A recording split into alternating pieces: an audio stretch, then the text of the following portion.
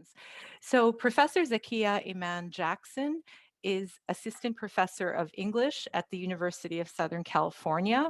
Professor Jackson is the author of Becoming Human, Matter and Meaning in an Anti-Black World, which is published by Duke University, sorry, New York University Press. I actually read some of it this past weekend in the Sexual Culture series. Her research explores the literary and figurative aspects of Western philosophical and scientific discourse and investigates the engagement of African diasporic literature, film, and visual art with the historical concerns, knowledge claims, and rhetoric of Western science and philosophy.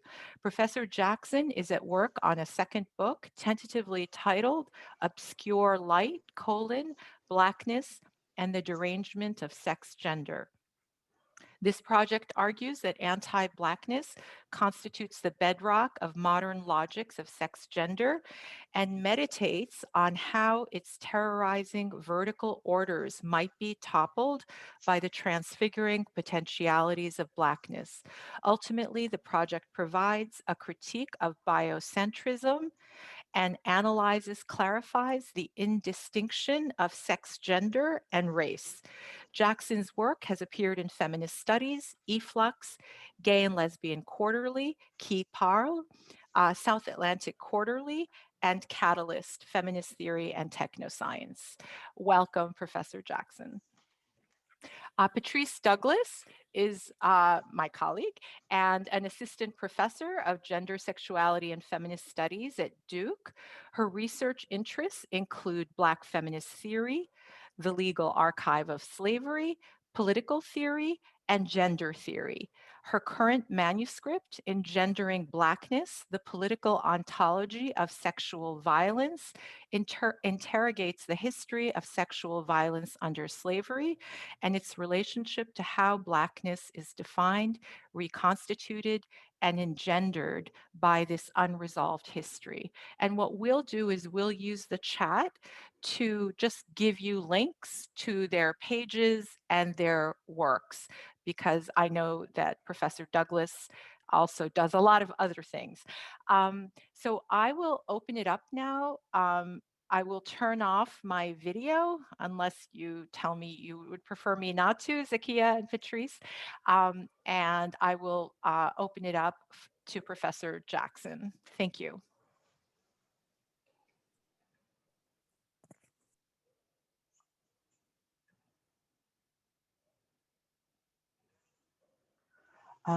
Thank you, Professor Hasso, for that introduction. I want to thank everyone who helped convene this conversation. I want to thank Patrice Douglas for inviting me to be in conversation.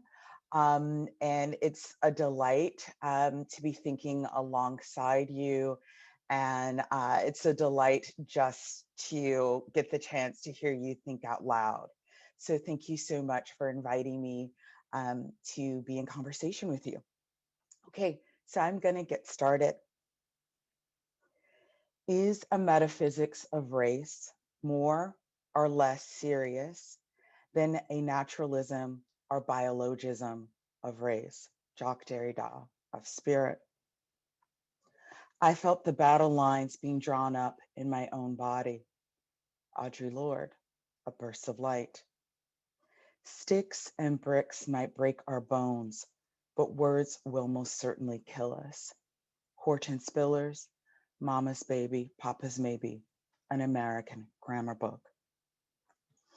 It would appear that speculation regarding both the materiality and immateriality of genetic race has overshadowed the more fundamental and materially pertinent question of how racialized environments are embodied.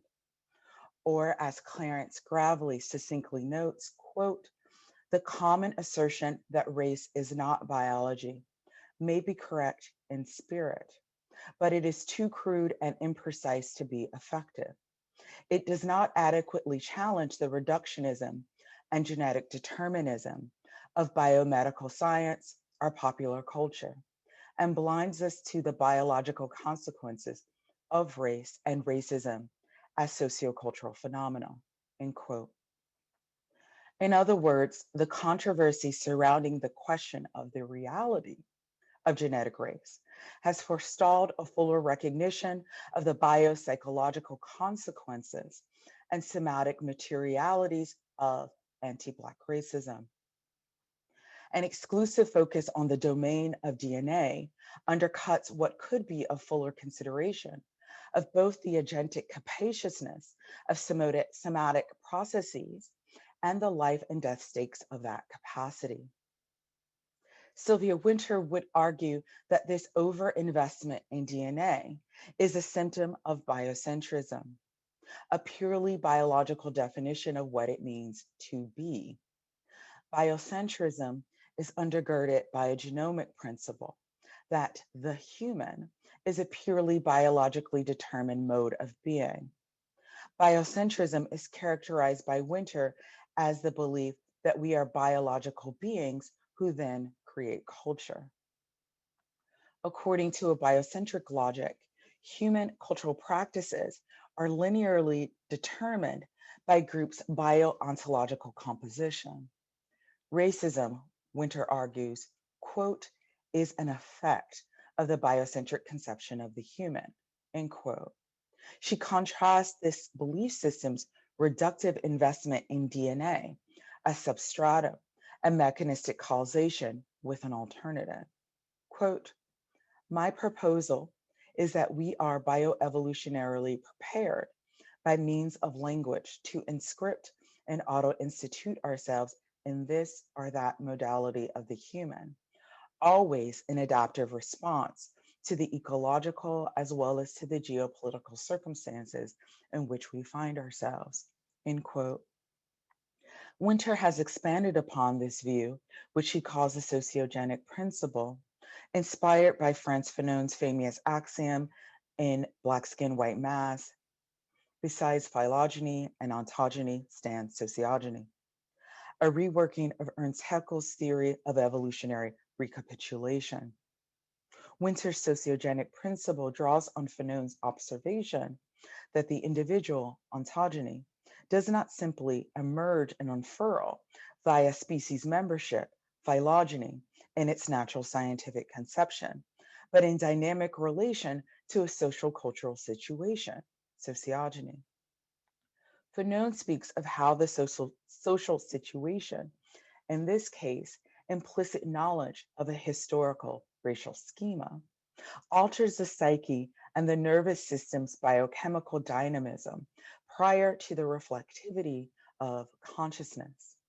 Sociogeny defines human being in a manner that is not reducible to physical laws. In fact, said laws are redefinable as sociogenetic or nature culture laws because culture is not only what humans create, but also what creates human being. However, sociogeny differs from previous and contemporaneous theories of nature cultures in that desire and affect play a decisive role in the concept. In contrast to a biocentric view of the species, Wynter argues, we can experience ourselves as human only through the mediation of the processes of socialization affected by the invented techne, or cultural technology, to which we give the name culture. Wynter once stated, quote, for me, Black studies is about enabling the exit from the substitute religion evolution. A substitute religion which represses the fact that once language has co-evolved with the brain, the process of evolution was followed by the event of human auto-institution, of autopoiesis, end quote. In other words, Wynter argues that the technology that is culture is evolutionarily significant, such that with the emergence of language, humans gained a technology that developed the power to direct the nervous system's order of perception and categorization, harness its drives to its now culturally defined sociogenetic own, and even override the genetic instinctual sense of self where necessary, activating by their semantic reprogramming the opioid system, the reward and punishment system, in culture specific terms as if it were instinct. Thus, semiosis plays a determinant role in the adaptive processes of both culture and biology, meaning and biochemical affect. Winter argues that racism deploys coercive semantic technologies and systemically impose roles that reify bodies into types or prescriptive categories.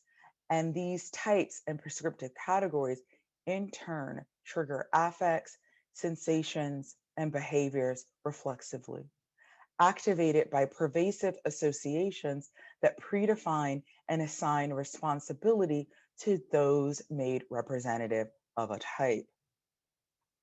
Winter's sociogenic principle raises the stakes of our theorizations of representation by maintaining that representation is evolutionarily consequential and a primary determinant of the materialization of the organismic bodies, biochemistry of affect and desire. In this presentation, thinking with Winter's argument that this choreography has evolutionary significance and against a biocentric conception of the species, I want to push her theory of the sociogenic principle beyond an exclusive focus on the nervous system and problematize the auto of autopoiesis by reinscripting the embodied self as a kind of open work produced by a lattice of agencies rather than a primarily self-authored closed system. I do this by centralizing the determinate materializing role, not only of representation, but of referentiality itself. In other words, rather than assess the empirical truth claims of this or that representation of Blackened people, or calculate the distance between a sign and putative referent, I am more concerned with an epistemologically prior question. Under representationalism, what operations produce the assumption of reference? And what role does presupposition play in the materialization of flesh? I want to provide an analytic for interrogating what representationalism claims to do. I want to highlight the terror of representationalism and its politics, not of representation, but of materialization and dematerialization of the flesh. Representationalism's ontological propositions and effects commonly rely on a problematic material reductionism that I argue is secured by the idea of race in particular. In my book, Becoming Human, I imagine how the demand that race be a material and visualizable fact of the body fueled empirical science and medicine writ large. I claim that representationalism is an imperialist racist rationale that drove a demand for a material basis of scientific evidence in general and was the engine of species designations in both humans and non-humans. The mater of racial being and its hieroglyphics of the flesh to evoke Hortense Spillers have been the primary measure of being human and a principal site for maintaining and extending representationalist rationality. The presumed primacy and transparency of mater, of racial mater, is called upon to adjudicate reality, fact, and truth in general and as such. In the process, non-representationalist systems of inquiry and modes of ontology are cast in the racialized terms of a teratology, whereby the so-called African fetish is its signal anxiety. Anti-Black metaphysics as foreclosure positions the existence of Blackened reality beyond the conceptual borders of the dialectical encounter that underwrites representationalism's hegemonic processes of worlding.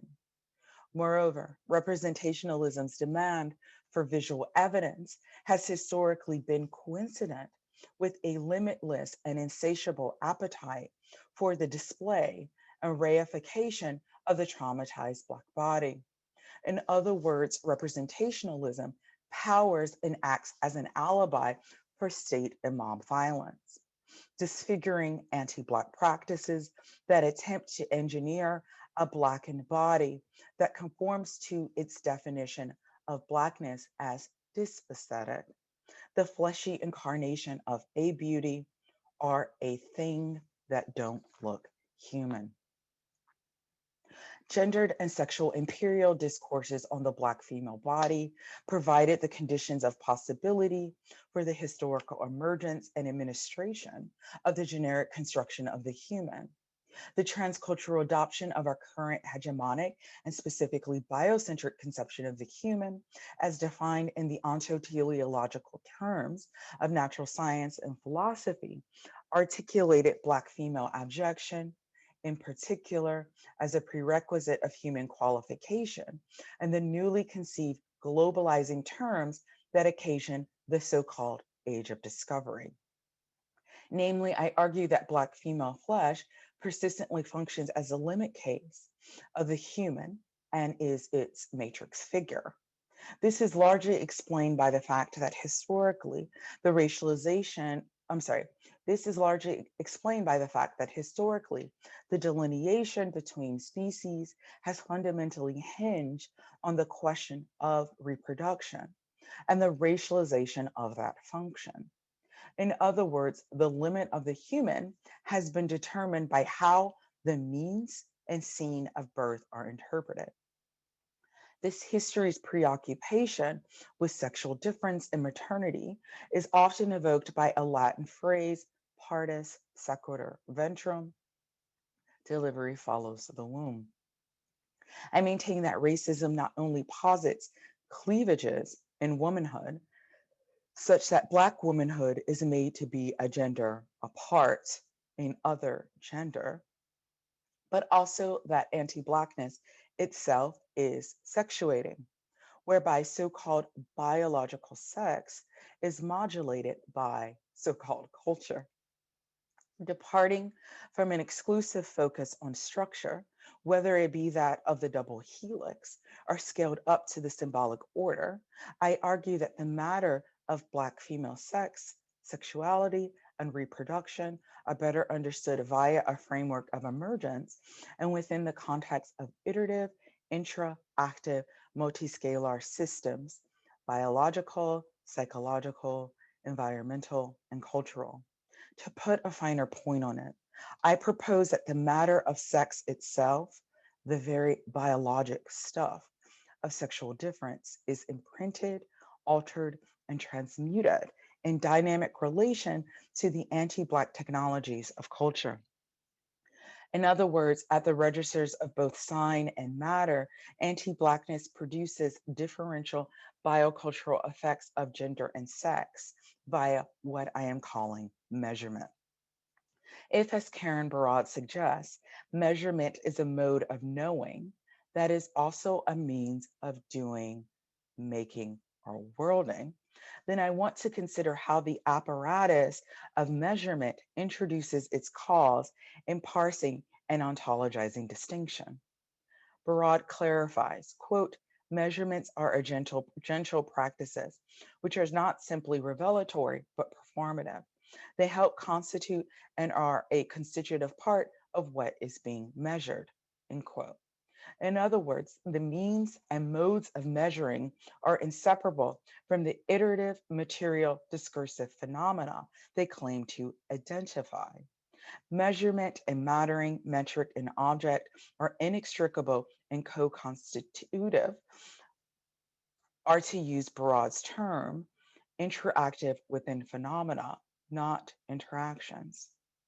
Measurements are world making, matter and meaning do not pre-exist, but rather are co-constituted via measurement interactions.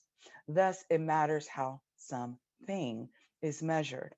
Take the case of the famous wave particle experiment When electrons or light are measured using one kind of apparatus, they are waves. If they are measured in a complementary way, they are particles. As Barad explains, what we are talking about here is not some object reacting differently to different probings, but being differently. What is at issue is the very nature of nature. Regarding bodily differentiation, sexual differences rather than sexual difference, what I suggest is there is no pre-existing Black female body with determinate boundaries and properties that precede measurement. The organismic body is always making itself as it is being unmade in interaction with sociogenic evolutionary histories, discursive material means of measurement. The organismic body's directedness, not unlike that of history itself, is marked by stable replication as well as chance and the aleatory. Thus, neither history nor the organism's effects can be known in advance.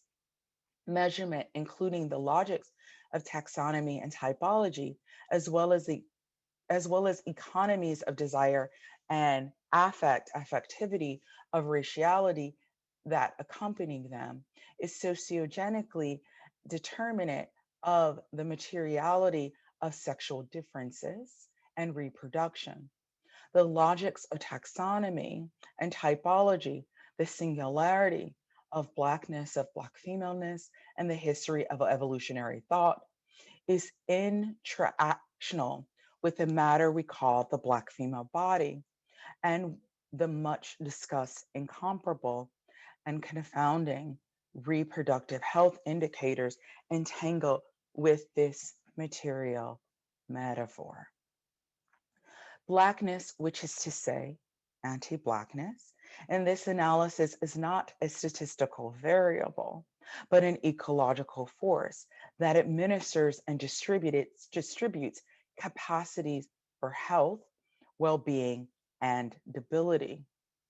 In becoming human, I raise the question of how we might productively think with the non-human, including parts of ourselves, such as bacteria, that contest the logics of the body and sex difference as conceived by architects of biology, such as Charles Darwin, Marion Sims, Ernst Haeckel, Linnaeus. I would like to take this occasion to italicize a claim made in Becoming Human in a reading of Octavia Butler's Bloodchild. Bloodchild tells the coming of age story of a young man, Gan, faced with a difficult decision. He must decide whether he will incubate the eggs of an alien species or offer his sister in his place. This decision is especially vexing due to the entangled history of the two species.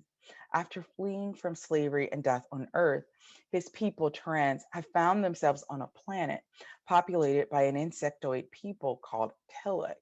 Initially, humans responded to the Tillik with hostility and mass murder. Despite direct conflict, the Tillik are now hosts for this hostile people, and they have established the preserve for human settlement. Both peoples have something to gain from accommodating the other. The humans, having escaped enslavement and genocide, have gained a new livable world, and the Tillik larvae grow stronger, larger, and more numerous when human bodies incubate their fertilized eggs. To complicate matters further, the Tillik who wants to impregnate Gan is Tigatau. She is both the top-ranking official who governs the preserve and a close friend of his mother, Lien, since childhood. Tigatau helped raise Gan and was herself incubated and born from the body of Gan's father. Butler challenges conventions of literary genre and those genres of the human predicated on racial slavery and colonial narratives of possessive individualism, sovereignty, and self-determination through a literary meditation on sexuality beyond heteronormativity, sexuation beyond dimorphism, and reproduction beyond the man-woman dyad, fabulating a species that bears resemblance to the family Ostridae, often referred to as a parasitic fly. Butler troubles a tradition of biological thought that sought to impose bourgeois patriarchal norms on nature, and thus reify cultural projections via the authority of science and naturalize distorted perceptions as vertical. This tradition is perhaps most infamously illustrated by Linnaeus's writings on botany.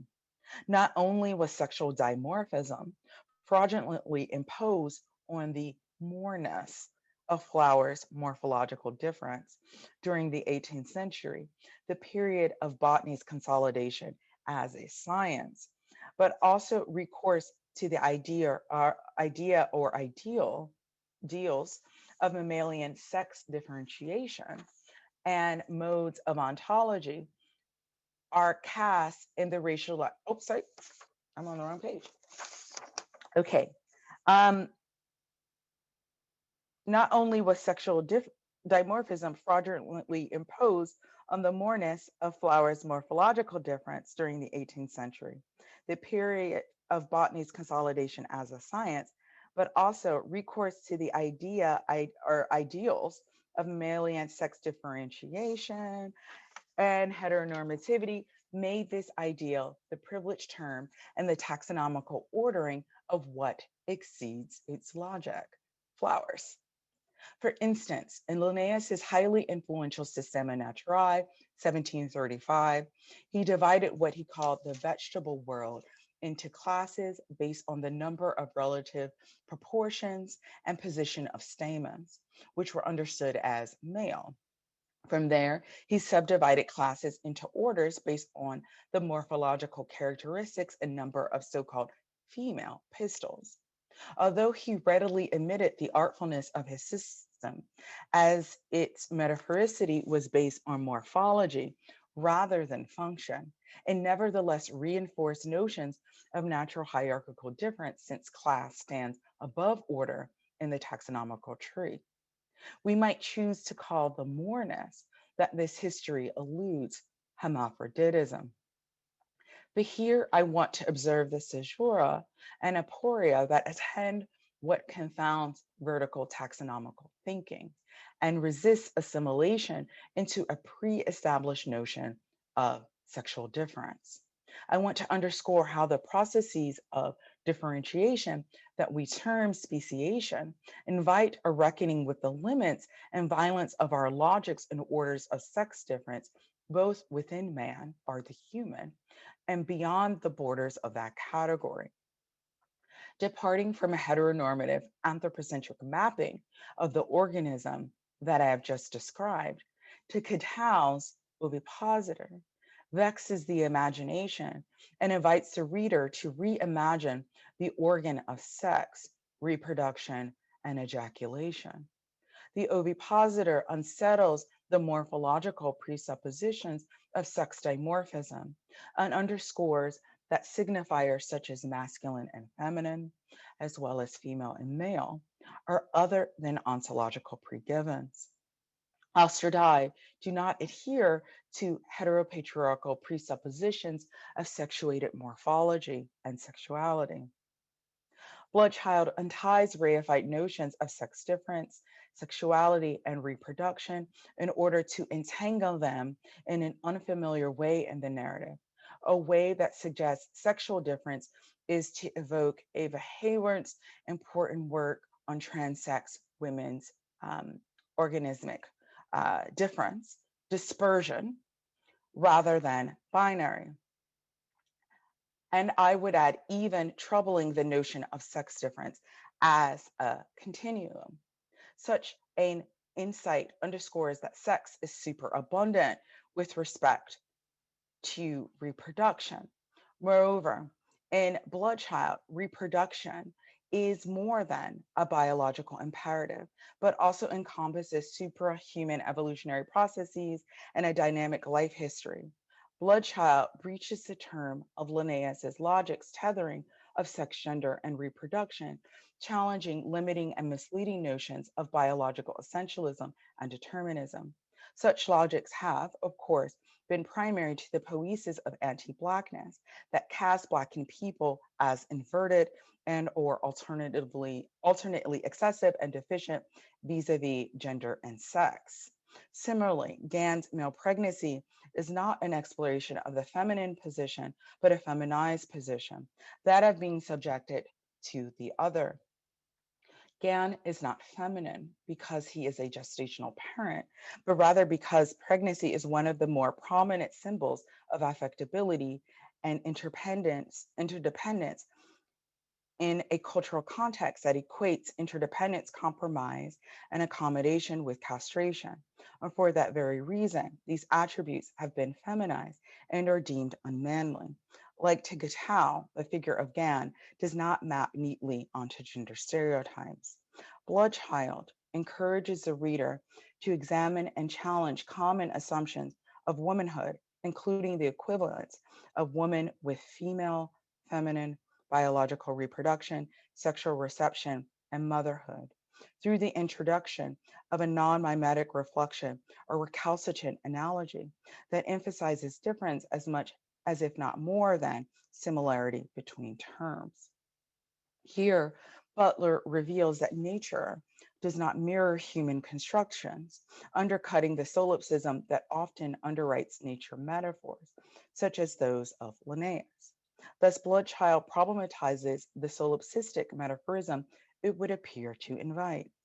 The theme of male pregnancy provides an uncanny reflection that unsettles rather than stabilizes the andro-anthropocentric logic of nature analogies. Indeed, as Elizabeth Wilson notes, it is too reductive to transpose our subjectivities and identity categories onto the non-human.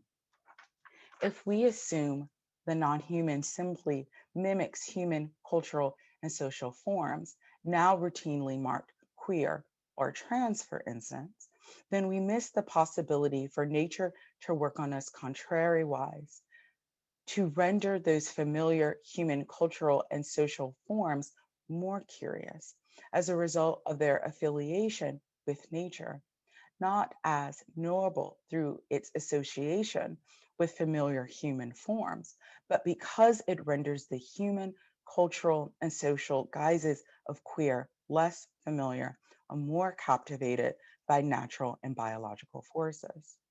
To put it another way, an encounter with a non-human or with an ovipositor invites us not to ponder the assumed transparent difference or strangeness of the non-human other, but to question the referentiality of our categories. In other words, to observe that opacity and differentiation is too often already falsely thought to be accounted for and understood via our categories. Imagining a new world then demands the reimagining of the body. Thank you.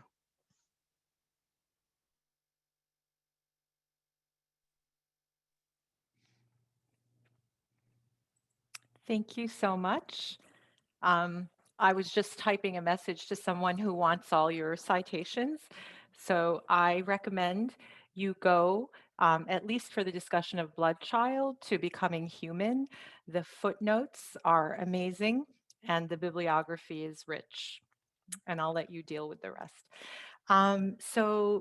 Professor Douglas is next. Patrice Douglas, do you want to take it away? Sure, I'll take it away. Thank you, Francis. And thank you, Zakiyyah, for that tremendously generative talk. My wheels are turning right now as I'm thinking about the resonances between what you so poetically and theoretically excavated in what you presented, and also sort of my mediations on the film that I'll discuss today. So bear with me. Zoom is a peculiar way of communicating, especially when I can't see anyone and I also cannot see myself. So I'm trying to manage that right now, where I feel as if I am talking to a black hole. So for my talk today, I will examine how the aestheticization of gender and slavery through the exceptionalism of the individual obscures the role of sexual violence in structuring a relationship between the two previous terms. Specifically, I am interested in the cinematic and narrative thrust of the 2013 independent British film Belle, directed by Amma Asante, and the film's notable success in the United States. I argue the film employs care and moral innocence to render the sexual violation of the slave unthinkable in relationship to Black gender produced outside of chains. And so, as I was working on this paper, I realized that talking about film to an audience of people who may or may not have seen it becomes a challenging thing. And so I think it's actually helpful that I go ahead and show the trailer of the film just so that you all have a general grasp of what I'm diving into in the larger work. Well, I'll speak pretty much specifically to the details of the film. So I'll go ahead and share my screen and play that trailer for you all now.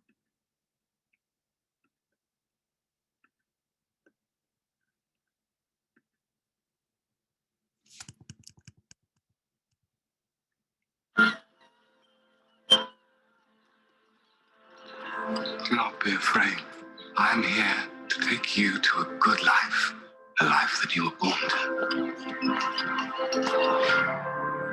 I beg you, Uncle, love her as I would were I here, and ensure that she is in receipt of all that is due to her as a child of mine. Do you have in mind my position? That is simply impossible. What is right can never be impossible. What has she been named? Dido Bell Lindsay. She takes your name. I am not ashamed. We will call her Dido. Elizabeth was in much need of a companion. And that is what we shall say when questions are asked. We shall be receiving visitors for dinner. Why do you not dine with your family ever? Because that is not correct. May I present the second of my two nieces, Miss Dido Lindsay? I find her repulsive. Papa, how may I be too high in rank to dine with the servants and too low to dine with my family? Though I understand she is kept under interesting rules, she raises questions. Would you do me the honor of taking some air with me? Don't you care what people will say? What should anyone say? I've no idea she would be so black. One does not make a wife of the rare and exotic. Does she still have a tongue? I have a tongue. Though yours explains well enough why I may not marry your son. My greatest misfortune would be to marry into a family who would carry me as their shame. I've enabled every rule of convention so that you would know exactly where you belong. I don't know that I find myself anywhere. Do you love her? As though she were created of you and me. What of your mother? I know very little of her other than the color she has given me. Then at least you know she was beautiful. You would risk your position for a man without name. Laws that allow us to diminish the humanity of anybody are not laws. He speaks a voice for people who do not have one. If I had your choice, I would choose the man I loved. There are rules in place which dictate how we live. You break every rule when it matters enough, Papa. I am the evidence.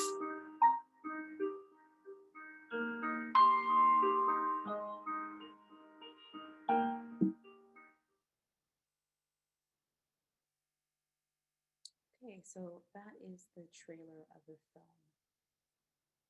The vision of a 1779 Johann Zafani portrait hanging in the Scone Palace in Scotland, a painting depicting two Georgian-era women, one black and one white, situated side by side, prompted Masson Segay to imagine the story of the Black woman captured in this history. For Segay, the image was striking because unlike other visual imagery of Black people during the time, this painting did not depict servitude, showing the Black woman groveling as less than her white counterpart. Instead, they pose equally dignified, equally situated in time. The Black woman captured in this painting, Dido Elizabeth Bell, an heiress and a daughter of an enslaved Black woman, Maria Bell, whom her father, Sir John Lindsay, born of wealth and a British naval captain, captured from a Spanish slave ship off the coast of the West Indies. Oh, you all are having trouble hearing? I'm sorry, I can see the chat. Oh no. How about now? Is it back? Patrice, Yes. we never lost you, but the sound is lower after we saw the trailer. I see. Okay. So if you can raise your voice or do something on your end. Yeah, I can try to project if that makes a difference. Okay, I'll start again. A vision of a 1779 Johann Zafani portrait hanging in the Scone Palace in Scotland, a painting depicting two Georgian-era women, one black and one white, situated side by side, prompted Masan Segay to imagine the story of the Black woman captured in the history. For Segay, the image was striking because, unlike other visual imagery of Black people during the time, the painting did not depict servitude, showing the Black woman groveling as less than her white counterpart. Instead, they are posed equally dignified, equally situated in time. The Black woman captured in this painting, Dido Elizabeth Bale, an heiress and daughter of an enslaved Black woman, Maria Bell, whom her white father, Sir John Lindsay, born of wealth and a British naval captain, captured from a Spanish slave ship off the coast of the West Indies. Dido spent her life living in England at the estate of her uncle, William Murray, Lord Chief Justice Mansfield. From there, the movie Belle, starring Gugu and Mbatha Raw, emerges as Segay labored to bring the story of the Black woman figure in the painting to life. However, Segay's vision for the film was contested and rewritten by the director, Amma Asante. Asante commented that, quote, the original script was history light and not a weighty piece of work, and thus was rewritten for a more realistic and convincing perspective, end quote. While aspects of the film are historically accurate, the overwhelming majority of the film is a fictionalized interpretation. Black history, and specifically the history of Black women, becomes the contested terrain that simultaneously grants and denies the ability to write a Black female protagonist into a broader narrative of individual excellence and gendered exceptionalism. Before diving more into the details of Belle, I want to pause and theorize why this film, or cinema more broadly, matters. During a writing retreat I attended a few summers ago, I commented to two fellow attendees that I was writing about this film. They each immediately responded, expressing their absolute adoration of Belle, stating that it was a beautiful portrayal of Black womanhood. One of them then turns to me and says, "What are you going to write about? What are you going to say?" At this moment, I paused, realizing I was preparing to take on the position of the Black nihilist, as Calvin Warren so aptly terms it, and said I thought the film was terrible and sutured by the absence of the slave mother, who was assumed as a consenting sexual lover. However, she is a sexual captive of Dido's father. Suddenly, a very casual lunch turned awkward and silent. The other attendee responded with an expected denial, saying, "I did not see this film in that way at all." The other attendee responded with I'm sorry, I'm repeating myself. "I did not see this film in that way at all. Isn't it a historical depiction?" At this point, I simply want to turn inward and run away. Instead, I reply, "It's mostly a patchwork of assumptions made about Dido based on the biographies of the white people in her life. Little is actually known of her," to which I am met with an O. What the two writing retreat attendees, who are both academics, expressed was on par with the mass reception of the film. A 2014 Guardian review describes it as a ripe costume drama with teeth, stating that, quote, Amma Asante delivers some sharp lessons on slavery, where Dido must find her own space in a world which her color marks her as unique amongst her peers, end quote. Furthermore, the film is described as, quote, a nuanced performance that perfectly embodies the increasingly independent spirit who refuses to accept that in issues of both race and gender, we are but their property, end quote. Despite this reviewer's single axis dissection of race and gender as separate but similar impediments to personal growth and transcendence, this review highlights a primary issue with the writing of Black gender, and namely Black womanhood, into a period piece about slavery that is categorized in the romance genre. The film is gratifying without critical thought because its unspoken refusal to mediate Black gender in relation to deathliness and sexual violation. Dido is assumed to transcend this status through familial relation and personal desire. In this respect, she is propped up as a post-slavery Black subject, embodying gender and sexual subjectivity in a manner unavailable to her mother. However, Dido is an aberration of the lives of humans. Her animation is based upon what Jared Sexton has termed borrowed institutionality. Thus, the feel-good nature of the film employs Black womanhood as a conduit towards a desire for forms of human gendered integrity that are sutured by a Black captive maternal, as Joy James has argued, and most specifically to the point here, by sexual violence. To imagine the life of Dido, the film Belle fictionalizes the story of Gilbert v. Gregson, an insurance case which documents the murderous atrocities that happen aboard the Zong, an 18th century British slave ship, where 132 slaves were mercilessly thrown overboard. And that number, 132, is still contested to this day. The actual numbers are unknown. The Zong case catalyzes Dido into a politically imbued form of womanhood, which contests and resists the Mansfield family's beliefs of her proper place in society. Furthermore, it is through the Zong case that Dido establishes and maintains a connection with her white love interest, Jean de Vigny, or Mr. de Vigny, as he is referred throughout the film. The interweaving of Blackness, gender, the life of Dido, and the Zong merges together a peculiar relation, one predicated on subtending slavery as a question of morality, rather than as the terrain that marks Black and human difference at the level of violence. Sylvia Wynter argues, quote, given the visual and oniric power of the film's image to shape and control human perception, and therefore our behavioral responses, we can no longer afford innocence with respect to the phenomenon of the aesthetic, end quote. It can be argued that Belle is a white redemption story masquerading as a radically different script for Black female empowerment. However, when the veneer of innocence is removed from the film, the impossibility of writing Black cis womanhood as a natural right unmediated by the violence of human gendering is exposed. The politics of care play a central role in buttressing the film's narrative arc. The viewer must consent to believing the following predicate in order for the cinematic plot to hold. Sir Lindsay rescues Dido because he cared for her, and he chose the child because he cared for her mother. What undergirds this rubric is a conceptual scandal. As a slave, Dido's mother is not a subject of consent, but rather an object produced of force. She is speechless both in the film, but also structurally. Her desire carries no symbolic integrity against the will of the master. Sir Lindsay is not her lover, but her captor. Can sex between slaves and masters, or slaves and humans, ever be ethical? This is all to say, the slave that birthed Dido is not a sexual subject because she is a slave, which is another way of saying she is unable to give consent to any sexual encounter or to decide the future of the child. Thus, Dido is structured by annatal alienation, born of the paradigmatic relations of slavery, which is not conditional on her being a slave in chains, but based on the stain of Blackness.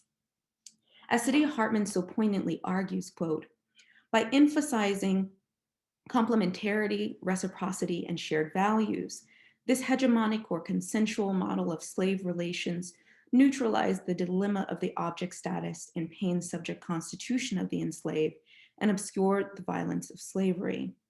Notions of mutuality and the recognition of the captive's humanity is a gesture that protects the master, not the slave. Given that Sir Lindsay presents as kind with a concerned demeanor, Dido's mother is held captive to his performances of white masculine care. Leaving Dido in the care of Lord and Lady Mansfield, he remarks, quote, sweet child, a ship is no place for one so precious as you, end quote. The viewer is left to imagine this imposition of care under the stewardship of white aristocrats is what her mother so desired. However, Maria may have desired Satha's imperative, to kill the child rather than to see her transformed into another form of captivity, which was the right thing to do, as Toni Morrison describes, but she had no right to do it. If we read the film through the valence that Belle guides the viewer through a sequence of varying forms of capture, then we come to realize the entire film happens aboard a slave ship, in the hold of its conceptual frameworks of gendering violence and the deathliness of unfreedom. Hartman explains that, quote, orthography provides the illusion of direct testimony, immediacy, and authenticity, which only serves to reproduce the master's text, even if donning the rags of the slave. In the case of Belle, the elusive orthography is adorned with Elizabethan dress, the corridors of the Mansfield mansion, the auspices of high society life, the privilege of inheritance, the emotion of courtship, and the affect that arises from the capacity for political will and choice. Dido is cloaked by subjectivity that is contingent upon the status of the human. Care becomes the psychoaffective mode that destabilizes the viewer's capacity to understand that Elizabethan garb in a costume drama does not make one less a slave or a more self-possessed Black cis woman. My contention with this film is with how its discursive field belabors the sexual and gendered terror of slavery as something to overcome by the acquiescence of forms of cisgendered personhood as natural and divine right or inscription. I want to hone into how the obscuring of sexual force makes this film possible as a way to think critically about the ciphering of Black cis womanhood through championed and revered individualism. Furthermore, the opacity of Black sexual vulnerability is necessary for the production of the psychoaffective registers that perceive the sexual order of slavery as conditional rather than a structural predicament. As Winter argues, quote, human life is not as it is believed to be in our present system of knowledge, that of a natural organism which exists in relation to pure continuity with organic modes of life, end quote. In this respect, gender is an extension of human life in this respect, gender as an extension of human life is not a continuous formation of organic modes of life. What is gender without slavery? How can one know the limits of their gender without juxtaposing it against the limitlessness of the slave's sexualized gender? Dido falls in love with a man who, like her father, is propelled to right the wrongs of slavery. By assisting Lord Mansfield with the evidentiary phase of Gregson v. Gilbert, the Zong case. Mr. Divinier gives up on the case. However, it is Dido's insistence on moral truth and justice that persuades him to fight for what is right and bar enslavers from making capital gains off of the murder of slaves. Though the film intends to write Dido as a gendered subject of consent, who fights for love and acceptance as a decent lady of the mind, not the body, the mise-en-scene sutures this transformation to the sexualization and assault of Dido's flesh.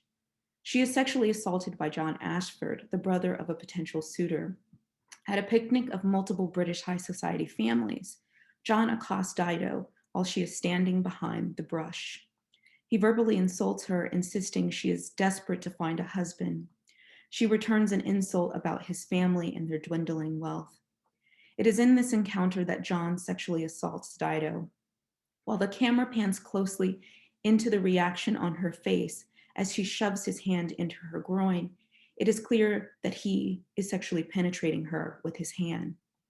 Though the specifics of this act are not seen, as focus is placed on her emotion and rage, as the frame is only concerned with their faces. Dido cries out that, "This is painful, sir." John responds with, "Have you never been manhandled?" Dido screams, how dare you, to which John responds with ease. The camera pans back, showing that others are in the distance, yet no one sees what happens to Dido.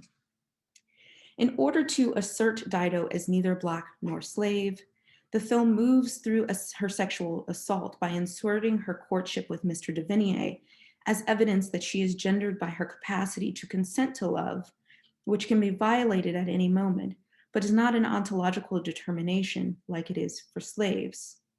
However, the ease with which the film displays this violation while refusing a direct and immediate mediation on what occurred illustrates the argument by Hortense Spillers that, quote, in the stillness of time and space eventuated by the Mulata, its apparent sameness of fictional, historical, and autobiographical content, we gain insight into the theft of the dynamic principle of the living that distinguishes the subject from their objectification, end quote.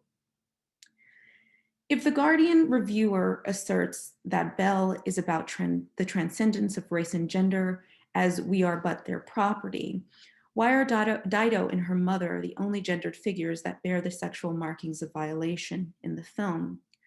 Why must she be represented as sexually vulnerable in order to prove her supposed difference? Why are the cultural objects of whiteness, dresses, carriages, and mansions, the only substantive renderings of Dido's gender otherwise?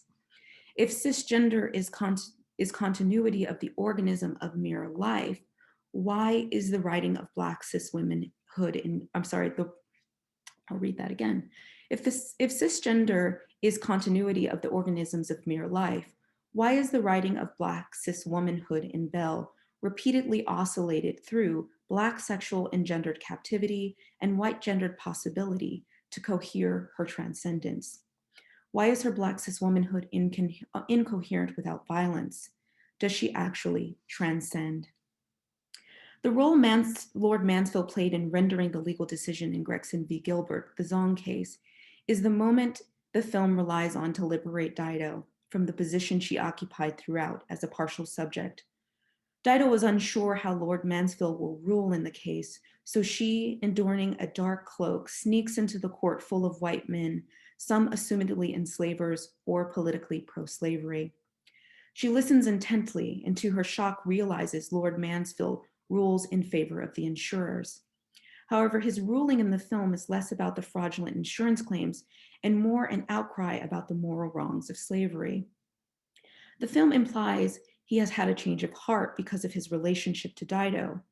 Following the decision, Dido removes her cloak and emerges in a public space where she meets Mr. Divinier. They rejoice and embrace in a kiss. She is no longer fearful that her dark skin will cast her aside or render her captive. Her capacity to maneuver in the world by way of choice is, in this case, through her ability to choose a spouse publicly, is the film's emancipatory release to free Dido from the uncertainty of being neither slave or human, but of both worlds and no longer conditionally free. However, in this respect, she is freed from the confines of constricted sexual consent, which is not the abolition of sexual force, which is to say, human gender concerns of liminal consent, will, and desire are released at the end of the film. However, how does one grapple with the issue of consent and will when the negation and restricted recognition of these terms determine the meaning of enslavement? And that last line was a quote from Zakiyyah Hartman. To animate the psychoaffective field of transcendence, Bell rewrites the Zong ruling to cast Lord Mansfield through the veneers of care and benevolence. As James Waldron argues in The Zong, A Massacre, The Law and the End of Slavery, quote, the Lord Chief Justice Mansfield and the Solicitor General agreed with the slave traders that the killing of 132 Africans was not a matter of murder, end quote, demonstrating the actual ruling was contrary to the film's depiction. This brings us back to the point by Asante about the film paying respect to history. If history was the concern of the film, why was the ruling of the Zong massacre falsified? What kind of imaginative possibility is denied for the film if it contrarily narrated the actual relationship of Lord Mansfield to the Gregson v. Gilbert decision? What history is Bell redeeming?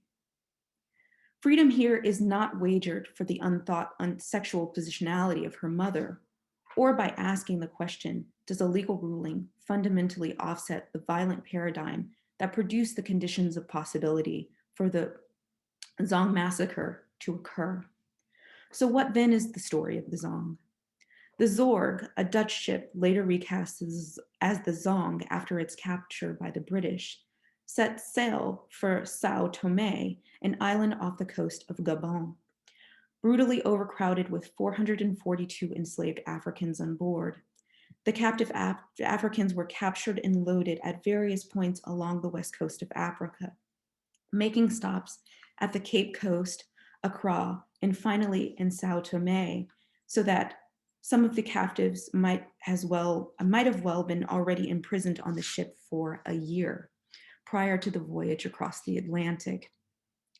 The slave ship, as it was, arrived in Black River, Jamaica, with 208 slaves on board, 1/3 of the captive Africans were murdered and thrown overboard across the Atlantic and the Caribbean in 3 separate murderous events. The Zong was a nightmare upon any account, although the information of what transpired and why is murky and vague. Zorg or Zong, meaning care in Dutch, on face value lacks the personification of feminized gender often given to slave ships to mark their beauty and abundant glory. Yet the designation of care connotes a form of feminized labor and a particular relationship between those marked as cargo and the enslavers who are marked as human. The context of care on the Zong made the choppy, treacherous waters of the Atlantic and the Caribbean Sea the mass grave of 132 lives, who prior to their deaths were already casted in a state of non-existence, awaiting fates in lands unknown. However, is this the story of the Zong? Imnor Bessie Phillips argues in Notunda, a prologue to Zong, a collection of poetry, quote, "The ratio at the heart of Zong, however, is simply the story of being which cannot but must be told," end quote. The story of Zong repeats itself as a ship equipped for less human bodies than it carried and loaded with a particular capacity for water, food, and supplies to carry the ship throughout its journey, to which some slaves succumbed to illness and death, and others were deliberately chained together and tossed overboard, murdered. This is not, however, the total story, and its repetition is injurious through its reduction of violence to tractable terms. The unnamed and unknowable, violently reproduced as cargo, is a history written into permanent obsolescence. Thus, Phillips offers not telling to expose, quote, where the law attempts to distinguish being, as happened for 400 years as a part of the European project, being trumps the law every time, end quote. What would it mean to not tell rather than retell the story of Dido and the Zong?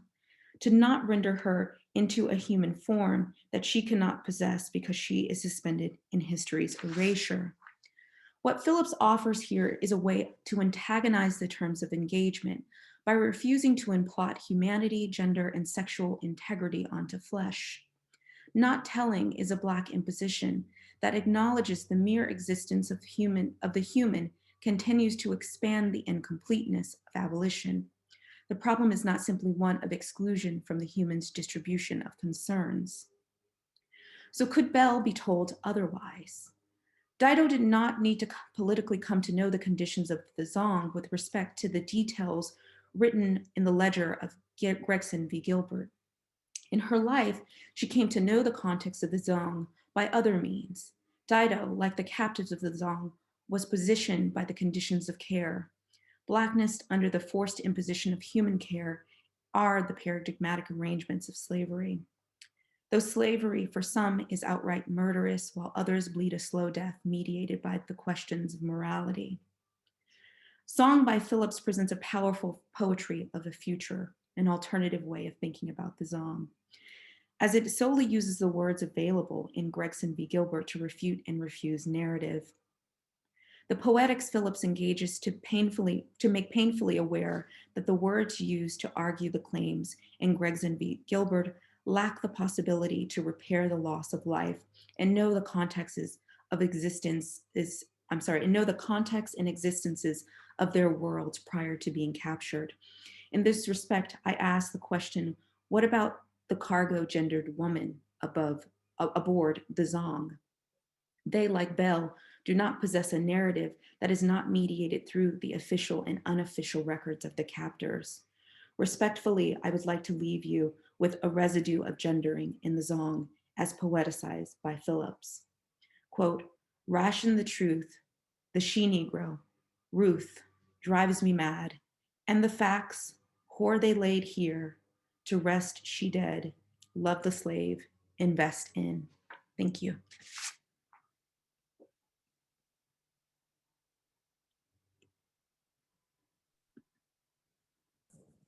Thank you so much, Professor Douglas, for a brilliant presentation, and also Professor Jackson.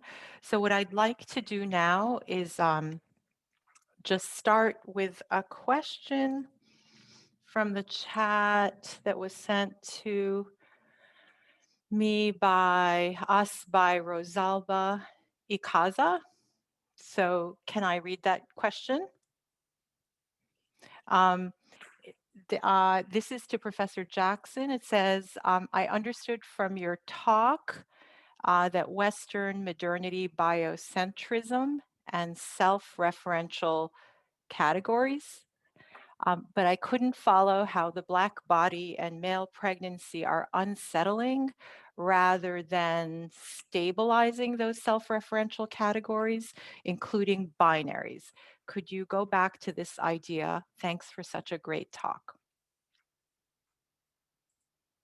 Okay, thanks for that question. There's a lot of parts to that question, so I don't know how well I'm going to do speaking to all of the parts of that question, and then kind of reconfiguring the argument and putting them back into conversation with each other. So maybe I'll try to approach this by maybe slowing down and trying to say a couple of things differently. You know, in the interest of time, there's some things I had to kind of gloss, and but I've written about and have published work on elsewhere. And so one of them is about the mammalian standard. So the mammalian standard, the whole idea that the very term mammal, so I talk about it in a piece in eFlux called Suspended Munitions, I think, but it's an eFlux. I know it's like Mariology, Morphology, and Mammary Biopolitics is in the title somewhere. But one of the things I talk about in that piece, and I think it's also in Becoming Human, is that Linnaeus's mammalian standard was already racialized. So when Linnaeus is looking at flowers, looking at the so-called vegetable world, and trying to map onto the non-human a bourgeois notion of sexual difference, what he is trying to map onto, say, flowers, pistils, and stamen is already informed by politics that are happening in his context around particularly Black and American Indian wet nurses, and the campaigns to get white bourgeois women to breastfeed their children, as opposed to having them breastfed by these abject figures. And so the imposition of a certain kind of idealized fantasy of mammalian sex difference was imposed on flowers as part of, in a context of an attempt to consolidate a certain vision of racialized sex differences, not just binarized, but racially hierarchical. And so by transposing it onto flowers, there's a certain kind of erasure, undercutting of difference in that move, in that so much of the so-called vegetable world is what is called by biologists hermaphroditic. And so that move of, through comparing shapes, morphology, and transposing a set of ideals, already was one that was foundationally racialized and racially misogynistic in nature. And then I would say that move gets repeated, unfortunately, in a lot of approaches that are taken up by taken up by queer and trans studies, in that people repeat the move of looking at nature and seeing a mirror that is flattering to their own identity or their own subjectivity. And so that we see ourselves in nature, as opposed to encountering nature in its full complexity, or the non-human in its full complexity, and then letting that place pressure on our reified categories, which include the whole gamut: male, female, woman, man, queer, and trans, right? And so there isn't a non-human that's out there that reflects, our contemporary categories, but a opportunity or a invitation for us to reconsider the referentiality of our category, both within the mode of life we call human, and beyond the mode of life we call human. And so that the critique that I'm making there is about a particular epistemological approach to the non-human, which may or may not be more or less flattering to people like me. And so maybe that helps. And I'm also thinking alongside Ava Hayward's incredibly important, I think indispensable work on transsexed womanhood, and something that's been core to her thinking is that her investment in thinking the specificity, attending to and contesting the meaning of transsex womanhood specificity, yes, at the register of embodiment, but also at the register of phenomenal experience, rather than make transness disappear, right? And so via either, a general kind of, transphobia that we're used to, and maybe subtler forms of transphobia that are part of a certain kind of liberal approach to gender politics, and that we might put under the banner of inclusion. But in both cases, what they both affect is a making of trans difference disappear, right? And that is something that her work very strongly pushes back against. And so I'm also thinking with her work on when it comes to this question of moreness. Thank you. I have another question. Let me scroll from Zuleika Sheikh. Asks, I would love to hear Professor Douglas's thoughts on Bridgerton.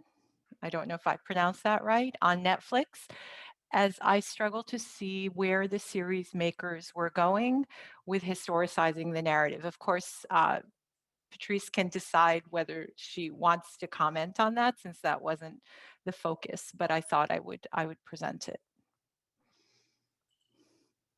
I have to say I've not seen it, and I also don't know anything about it. No problem. But I think it's a fair analogy, because I think recently I was actually telling someone I was reworking this piece for this talk, and they asked if I had seen that. Actually, it was, I know exactly who it was. And I was like, no, I haven't seen it. And they were like, oh, you don't want to jump down the rabbit hole of that. So it may be best to just not do it. So in that respect, I wish I could answer the question, but I don't know anything about it. So I was going to, since I don't see, oh, Anna has two questions, and I was going to first just pose one of my own, which is, you know, it's very hard for the chair of a panel to concentrate because there are all these other things that we're doing. So, but I was thinking, since you know, are interlocutors with each other, I was wondering if you draw connections between your work. Now, I could see it very clearly in the work I read before today's presentations. So I thought it would be nice if maybe you drew those kinds of threads if you wanted to, one or two of them. And I have another question about COVID-19, but that doesn't have to be addressed today. It sort of depends on our time. Thank you. Okay, maybe I'll start. So I similarly I sometimes struggle with hearing everything that's said in these contexts because of nerves. So, and also just the layers of Professor Douglas's talk. So I'm very much looking forward to reading it and teaching it. But I thought that it was interesting or exciting that we both converged on winter. And there was like a really beautiful phrase that you had, which I was trying to write it down, but wasn't quite fast enough. It was something like, you know, something about gender not being continuous with, and then I just put biological form because I didn't know what the last part you said, but it was something like, if genders is assumed to be presupposed to be continuous with biology, then how do we account for the troubling question of Black womanhood, and in the context of enslavement and beyond. But I was intrigued and excited to hear that resonance. Yeah, I think for me,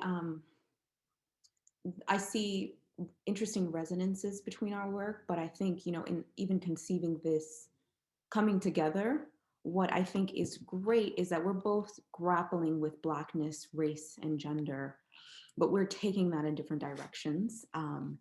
And I think that oftentimes, especially as Black feminists or people working within genres of Black feminism, there's a conflation that if one is using these terms, they must be doing the same things. And I think that, you know, despite the fact that we are using the same terms, we are doing different work. Like our work is laboring so differently. And I like the way in which you're honing into the atomization of the species and to the distinctions of species and questions of animality in your work more generally, and thinking about biocentrism in these really robust and dynamic ways that really push your readers or your listeners to question what they know is true about gender and about sexual difference, and that you're really diving into those terms and doing these concept excavations in ways that are necessary to refuse the presuppositions that we move forward through in life without question. And so in that way, I just am always blown away with what you have to present because of the way that your mind is able to really dig deep beyond the surface into layers and make connections in ways that I don't think that people have previously been doing. And that's tremendously exciting for me. In terms of resonances across today's talk, nerves get the best of me as well. And I was just like, it's gonna be my turn soon, okay? I just have to get it together. And so because of that, I was telling myself, as I was watching the recording button, you can just go back and really get into it and rest with it in a more sort of relaxed state of being. So, but it's just phenomenal to be in conversation. And in fact, I think this may be the first time that we've ever sat together in this way. Yeah, no, I mean, I'm glad we have recordings, and it is really, there's also a density and a richness to both presentations that, on top of it being on Zoom, requires a second reading or watching. So I want to turn it over to Anna because she has one or two questions. Thank you so much for these great talks. I actually have two questions of my own, if it's okay, Francis. Okay, so my first question is for Zakiyyah. I wonder if you could revisit the moment in your talk when you were talking and critiquing the representational way of thinking, and you were suggesting actually an alternative way of referential. I thought that was actually kind of the most important moment conceptually in the talk. I might be wrong. So I hope you could kind of go back to this moment and just I will leave it up to you to explain how that whether I'm right that this is actually the moment of fundamental shifting of gears, and how that will allow us to rethink even actually what it is that we are moving away from, the representational and which is very directly connected to language-based ways of thinking about the cultural production and cultural representation.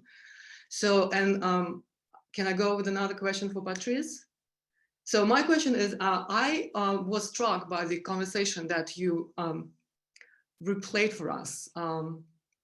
And I also saw the comments in our chat box that I think a lot of people recognize the basic framework of that conversation when something is something that looks to us as being an erasure actually is understood by the audience as being a kind of feel too good, movies that make us feel good, and actually everything is being restored.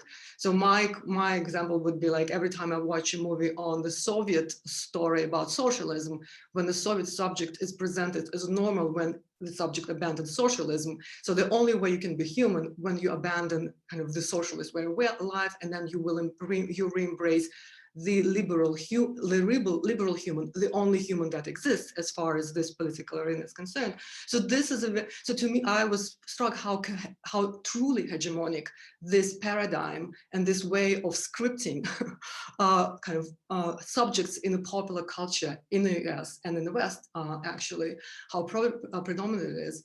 And what should be our collective strategy, given the kind of how pervasive this script is and how difficult it is to fight against it, and how many places it is actually constantly reenacted and reproduced, how should we collectively try to engage it?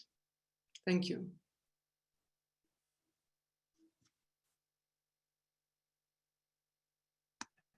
Okay, I guess I should probably go first.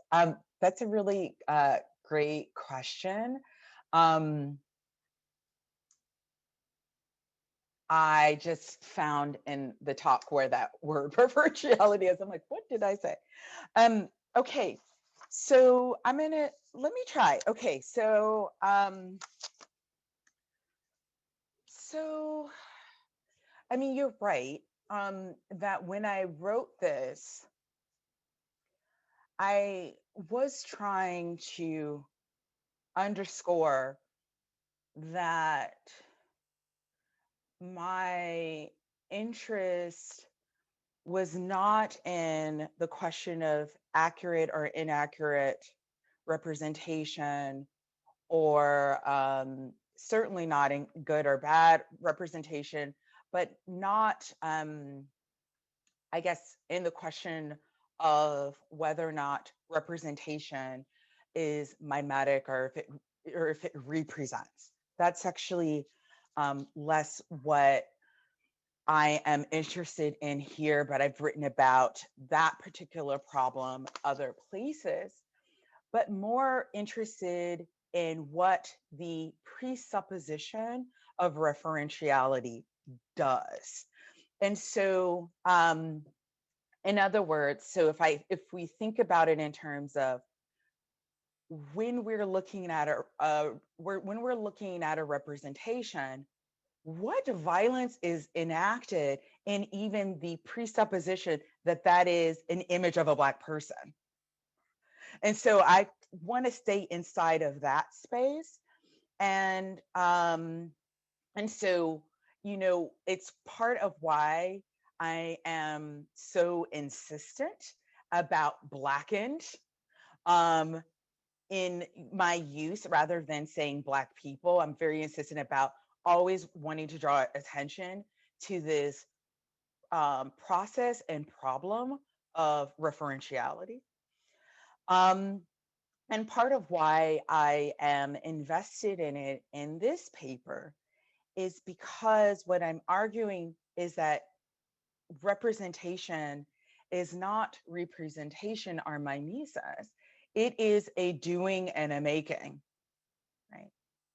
And so I think our understanding of what's at stake with representation shifts dramatically when we understand that representation is a doing and a making inside of the realm of ontology, right? It's not simply epistemological or simply a question of semiosis that is understood and separate and apart from the materialization of the flesh. It is actually a doing and a making. And so along those lines, I guess what I'm trying to suggest is that our being does not precede what we say about ourselves, or in the case of Blackness, in particular, what people say about us, that bios and mythos are not sequential. When biology and culture are understood as sequential, we will inevitably find Blackness, in particular Africanness, embalmed in the past in an earlier stage of development. The myths we produce, the stories we tell, the images we create are inextricable from what they purport to reference, even when they are composed of societal fantasy and perception is arranged by anti-Blackness. Representation is not representation. It is a doing, a making, and a worlding that in turn makes us. Anti-Blackness is an aesthetics that cuts the material realm of reality. To evoke Dion Brand, anti-Blackness introduces a tear in the world that is determinative of world and flesh. And so I guess that's kind of what I was getting at. Yeah. No, that is what I was getting at. Thank you. Patrice? Yeah, so I'll go ahead and respond. I think, yeah, at the level of sort of narrative strategies and narrative arc, that there is a unfortunately reproduced sort of schematic that appears in film, it appears in literature, which is sort of this, the origin, the event, the aftermath. I think what we see with respect to the attempt of representing the conditions of the slave is always an attempt at crowding out what cannot be said, what is antagonistic, or what exposes the violence of the human. And so I'm not sure if there's necessarily a perfect strategy to unwrite the violence and also sort of the overdeterminacy of that narrative desire and structure. But I think it does begin at sort of animating those antagonisms, right? So what would this movie be if we were to actually think about the unthought position of Belle's mother and to move through sort of animating the realities of both her, the structure of her servitude and the impossibilities of her as a speaking sexual subject? I think we would arrive at a different point of contention that isn't to emote in the final scenes a sort of relief, but more so antagonizing sort of a political sensibility to understand the dire necessity of a new world. And for me, I think the question of sexual violence and slavery reproduces this insistence that Black gendering, and specifically Black cisgender possession, is the remedy for the sexualized violation. And I really want to push against that. And the belief is that the sexual violation is an act against the possessive act of cisgendering, and rather that the creation of cisgendering is a product of that arrangement of sexual violation in the sexual order. And so rather than saying, okay, because the element of the violence may not look the same, that somehow we are free from it because we can be these kinds of subjects, I think we have to ask the really difficult questions of what kind of subjects has slavery allowed folks to be, and why those things contain the sediments of those violences, even if those violences may not look exactly the same, right? So what is Black gender produced outside of chains? For Belle, that captivity is not necessarily the plight of her mother, but it is one where there is no coherent form of gender outside of what is totally inscribed on her by a white society that's constituted from her lack, right? So there's so many different ways that we can sort of think about doing the story. I think Zakiyyah Hartman, obviously, her critical fabulation, most recent text, Wayward Lives, is a beautiful way of telling the story that cannot be told by really animating the conditions and the constrictions that determine these subjects as they push against and refuse just in the simple attempt of survival, right? Without giving it a sort of political terminology, without circumscribing or narrating it through a sense of subjectivity that has to be, right?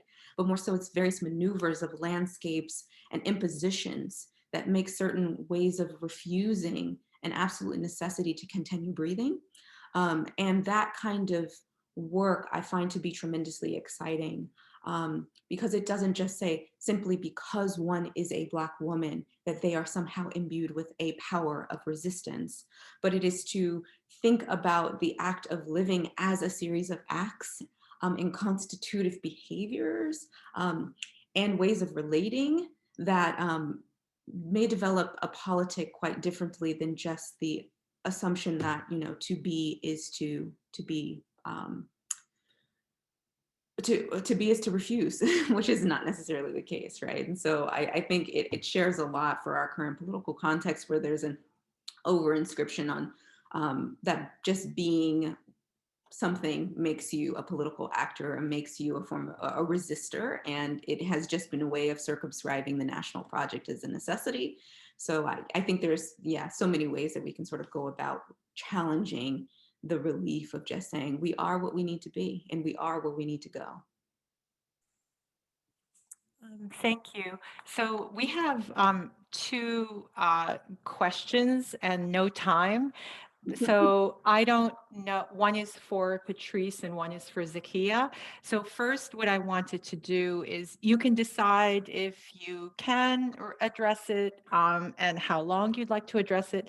I just want to thank everyone first and thank our presenters because they were incredible, and also to thank the audience and all the staff behind the scenes that are making this happen and made this happen. So one question is from Christopher Roberts. Okay, so just be patient with me. Yes, this is for Dr. Jackson. Do you think there is something about the genre of human that dominates our current world that seeks to confirm itself outside of itself, either in nature or in space? Okay, so I'm not going to read the rest of his question. The other is for Professor Douglas. It's from Sarah Haugh, or Haugh, H-A-U-G-H.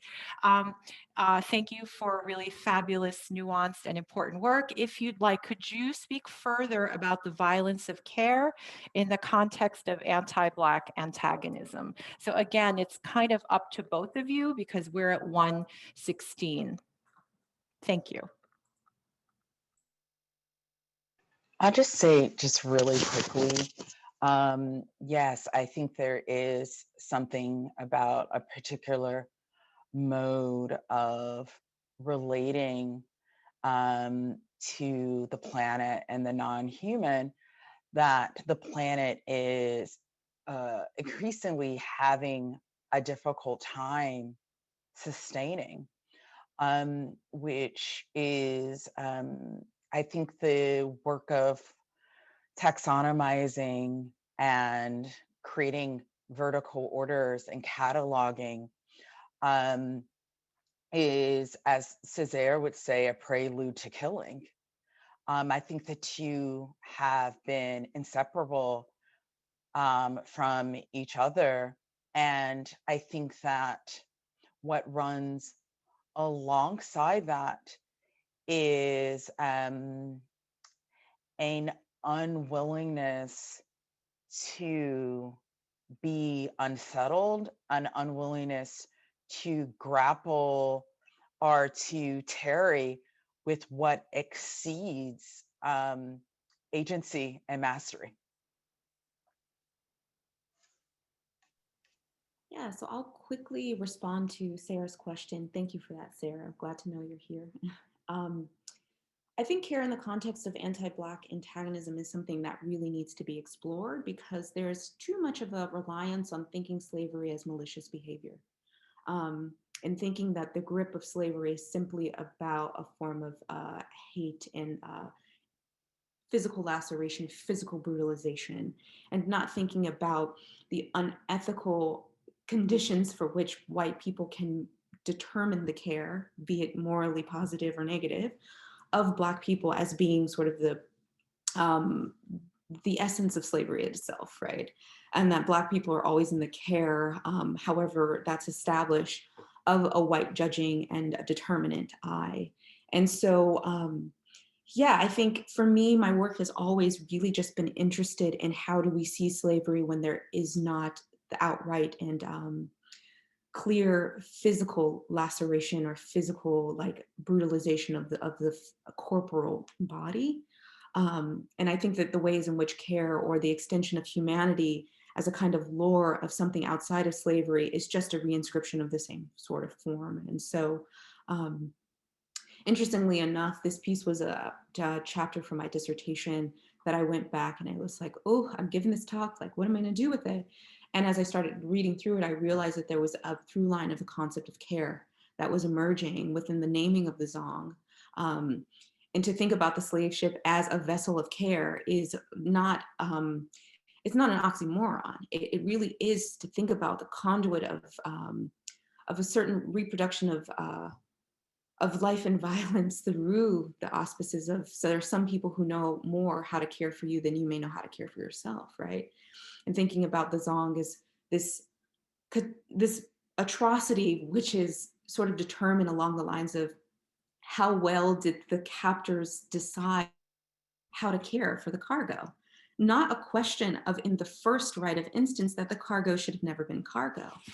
And so the way that the film manipulates that history to say, oh, they should have never been murdered, and that, you know, enslavers don't have the right to make a capital gain off of the murdered enslaved is just really perverse entanglement of refusing to ask the question in any context of slavery, is it okay for an enslaver to make a capital gain off of enslaved bodies? And in any circumstance, be it the outright murder of slaves overboard or just the architecture of the ship and the transfer itself, is what should be drawn into question. And I feel like there's a refusal to do that totalizing gesture to throw the whole thing out and to say we need another world, rather than to say, okay, these things are murderous, so that therefore they're bad, but this man takes this child and he gives her this aristocratic life, and that certainly must be a beautiful thing. I think we have to develop a dynamic analysis that can see all of those things as implicated in the same violent arrangement, the same violent sexual arrangement that isn't in any way pure. Thank you both. We have received a number of very smart questions and comments, but we are already over time. So what we can promise is we will pass them on to Professor Douglas and Professor Jackson. And we want to thank you again. I want to encourage you to go to their websites and also go read their work, because that is the ultimate form of respect, is kind of reading that work. And we want to encourage you to register, go to the Gender, Sexuality, and Feminist Studies website and register for the last event in the Duke on Gender Colloquium, which will be a Zoom event on Friday, February 26th, I believe. And thank you, everybody, and see you. Have a good weekend.